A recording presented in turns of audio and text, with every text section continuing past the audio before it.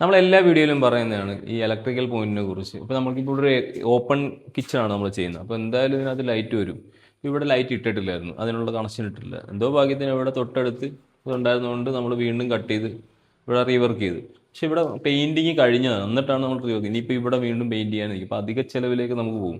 അപ്പോൾ അതുപോലെ തന്നെ ഈ കിച്ചൻ്റെ പോർഷനിൽ നോർമലായിട്ടുള്ള കിച്ചണിൽ തന്നെ ഈ ഈ ടോപ്പ് യൂണിറ്റിൻ്റെ ബോട്ടത്തിലൊക്കെ ലൈറ്റ് വരും, ഇതിൻ്റെ അകത്തൊക്കെ ലൈറ്റ് വരും. അപ്പോൾ അതിന് നിങ്ങൾ ഒരു ലിൻഡിൽ ഹൈറ്റില്ല, അതായത് നമ്മുടെ ഈ 2.10 എന്ന് പറയുന്നതാണ് ലിൻഡിൽ ഹൈറ്റ്. ആ ഒരു ഹൈറ്റിൽ ഒരു 2 പോയിന്റ് പിടിച്ചിട്ടേക്കണം.